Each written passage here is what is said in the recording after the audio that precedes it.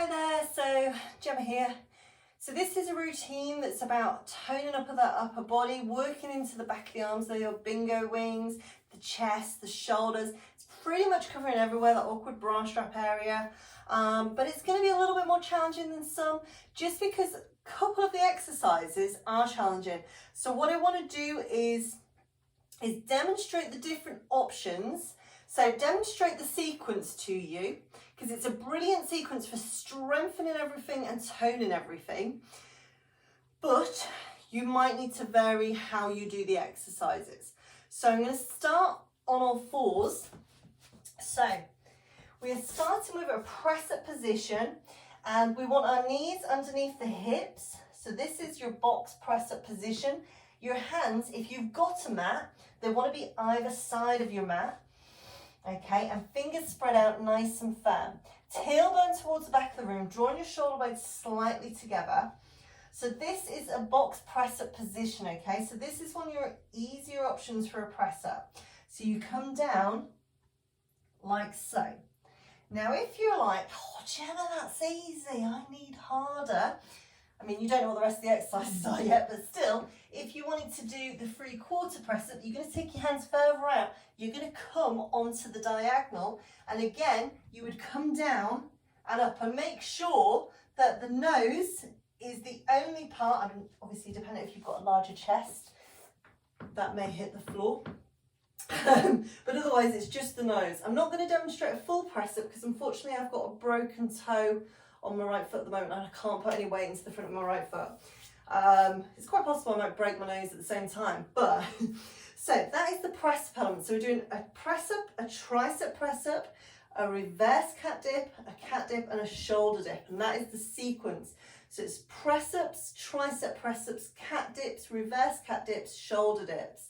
So if you're hearing that, it should sound slightly scary and hard, because it is. Okay, so what I'm going to do is I'm going to show each exercise, and then we'll do a round of the sequence. Okay, so we talked about box and 3/4 press-ups and full tricep press-ups this time. So you can do it in a box position again. So your hands this time would be beneath your shoulders.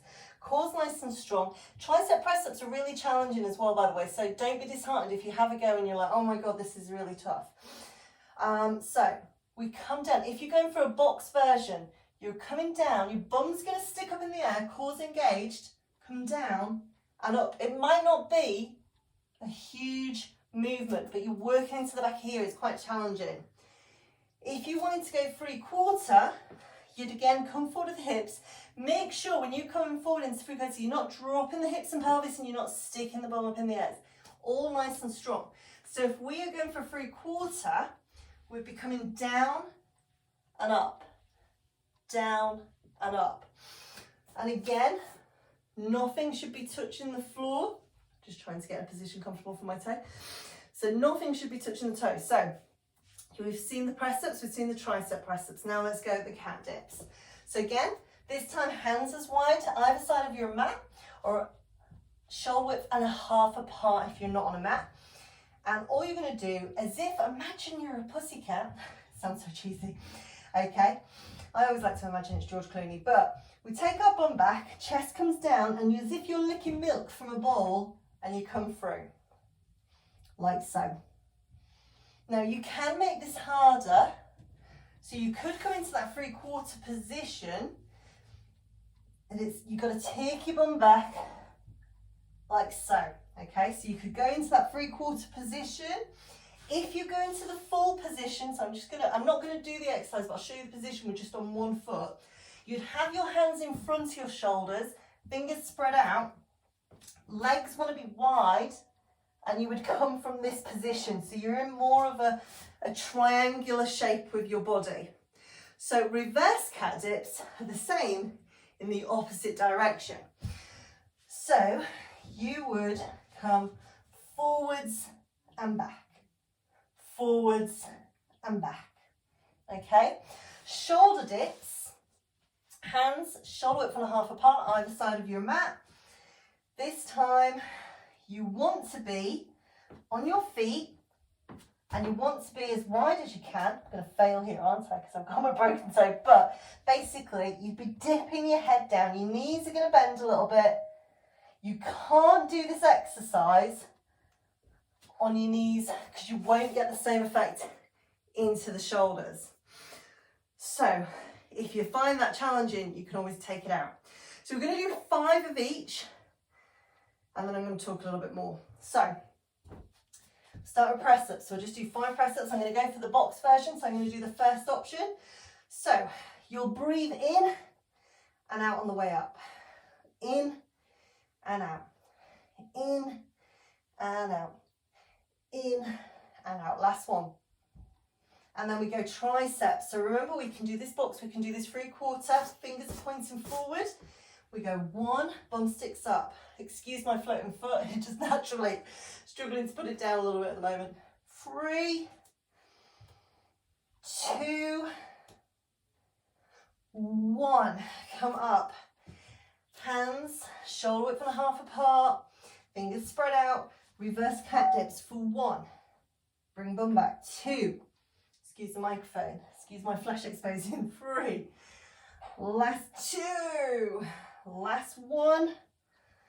Bring it back. Now I must reverse it. So I come forward and back. So I say, think of a cat either licking its milk or regurgitating. Not particularly pleasant. Nice and steady. Last 1. And then we do shoulder dips. So we keep the hands in the same position, but you're going to come up into the feet. Whether I can do this without maybe putting my weight into the side of that foot. And I come down with my head. So this is the most unflattering exercise. I'm not demonstrating it very well, have to be honest. Last 2. Last 1. Now, bend your knees, roll up with strength and core stability. If doing it on the floor is uncomfortable, we can do all these exercises against the wall.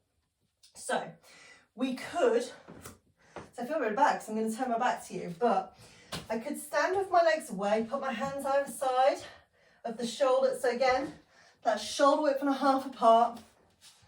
I apologise for showing you my back. And I could go 1, 2, 3, 4, 5. I could do the same with my triceps. Elbows would be in really tight. And again, I'd lower my chest. 1, oh, and headbutt the wall. 2, and 3, and 4, and 5. And cat dips. Hands shoulder width and a half apart. Feet, so you're on a slight angle away from the wall. I would bend my knees, come forward, and then when I'm reversing it, I just do the opposite movement. And then when I'm finishing with those shoulder dips, have my arms higher than my chest, and then bend the elbows, take my head forward. It's going to be still a little bit into the chest, but more into the shoulders. So don't think that if you cannot, just bending a little bit because I think my head's going to pop out the camera.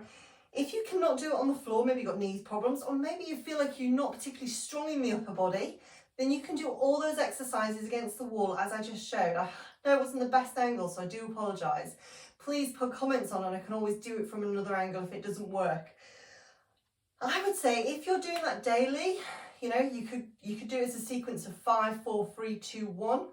Or every few days. That's really going to increase that strength, tone up the area, and do the world a good. I'm out of breath. So well done. Hope you enjoyed that. Take care. Bye.